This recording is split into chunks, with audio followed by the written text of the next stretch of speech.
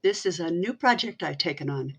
My name's Melanie McCord. I am a longtime political activist here in Provo, Utah. I have created the Preserve Provo PAC, Political Action Committee, registered with the Lieutenant Governor's Office. I have created the PreserveProvo.com webpage and the Preserve Provo YouTube channel and Facebook page. And my purpose in doing this is to take the institutional memory that I have gained after 30 years following Provo City politics, Provo City Council, Provo City administration, and get it out of my head so that as I'm getting older, I won't lose it or I'll drop down dead and then it'll be gone. As I've spoken to people about my years of research and study and service here in Provo, people have said to me, why don't you get all those stories down and get them out of your head? And it's time to do that. So that's what I've done, is create this.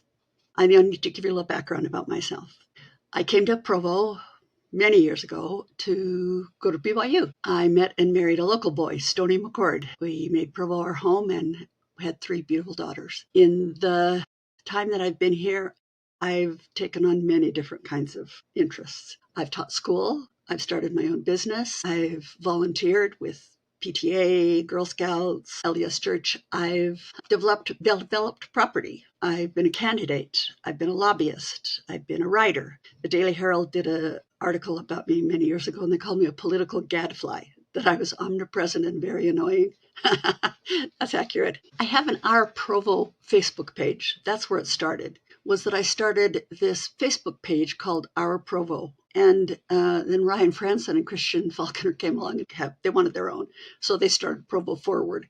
They have more members than I do, but I have been using it to inform the public about certain issues that are coming up on council agendas. It has a place for the discussion about Provo City politics only. Occasionally I post some things about our new senator, John Curtis, because I know him well. The purpose behind Preserve Provo, and it really does come down to those words, preserving Provo. In the time, 30 years that I've been watching city politics, I have seen that Provo City is a very unique place. It's different from all other, even university cities in the country. The pressures that have come upon other university cities are magnified many times. And so we've got this pressure to change. And there is really 2 camps.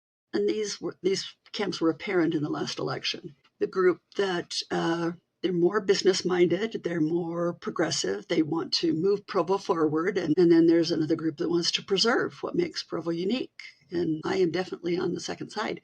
I didn't start that way. I started in this in the mid-90s. We bought a horse pasture in southeast Provo, and I decided I was going to develop it, subdivide it, and sell the lots so that people could build their own homes. I spent 10 years on it and made absolutely no money. And that's mostly because of some decisions that the city made. And I'll talk about that sometime.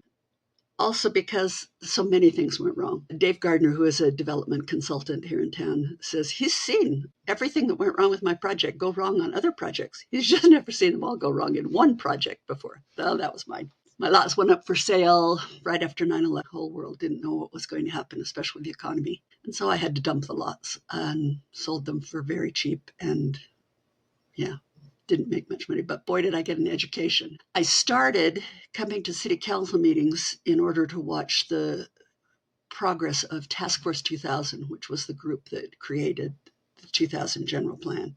And my question at the time was, why does the city have so much say in what I do with my property? You know, I want to develop it the way I want to, and why do they have any say at all? After 18 months, I was 180 degrees away from that, saying it is essential that the city control development, or we will have developers run amok. And we have. In the years that I've been watching, I've seen some really good developers and really bad developers. I've seen some great council members. I've been watching since back in the Greg Hudnall, Sherry Holwig day, all the way through Barbara Sandstrom and Stan Lockhart and, Steve Turley, Sherry Hall Everett, Cynthia Dayton. My mentor, however, was Cindy Richards. She took the time to educate me. I would sit in the back of the council office and she'd get out on the whiteboard and draw me pictures and diagrams of all of the ways that the city worked. And so I really do have an education, a lot of information that could be helpful. Provo offers a class to its residents now called Provology, and they take you through and volunteers through and show them all the ways that the city works. Yeah, I need to have my own. I'd like to show you all the ways the city doesn't work. People have accused me of being very negative. That's true. That's true. I'm a critical thinker. I was trained in critical thinking by my parents. Some people don't like that. They don't like that I'm negative. Why do you always see the bad side of stuff? Because I'm just trained to. I see what's wrong with every proposal and every proposition. And I've got some great stories to tell you of times that the city has failed miserably, and also times that there have been successes. And I'll try to give it a balanced report. I want to make a disclaimer before I start, and that is I'll do my very best to tell the way that I remember it. I'm going to have some remote guests on, and I'm going to ask them the questions that I would have asked anyplace else, and I hope that they'll be open to answering them. Some remote interviews. I have a first one scheduled already. It's with Dave Connect. He's agreed to come on and talk about this most recent election. We have come up with some great questions that I think need to be looked at, analyzed, see if we can understand what happened in November. But I, if I say anything wrong, feel free to correct me. I've got a separate phone line that's been created for this pack, and you can text me and reach me there. So feel free. If I've got something wrong, correct me. But please don't sue me.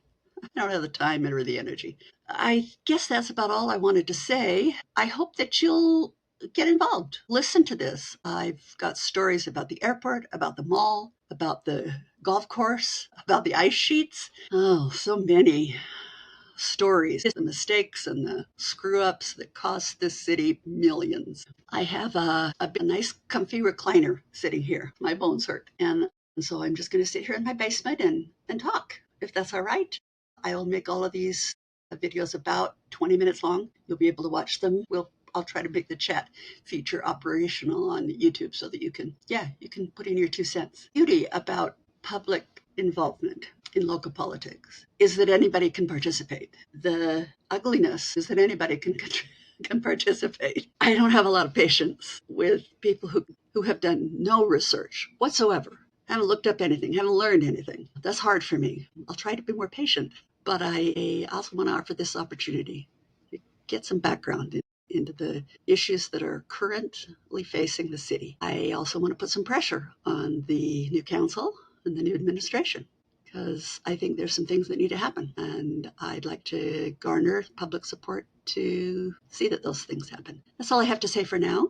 Thanks for joining us. I understand that I'm not a professional podcaster. I will do the best that I can, but this is what you get. I'm not trying to be anything that I'm not. I am, above all else, authentic. So thanks. Join us at Preserve Provo for more videos coming up. You can see the list of those on their website, preserveprovo.com.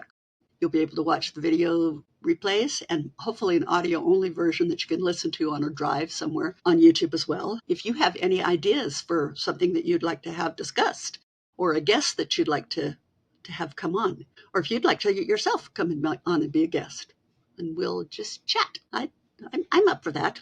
Unless you're crazy, then you can stay home. Okay, thanks very much. Goodbye.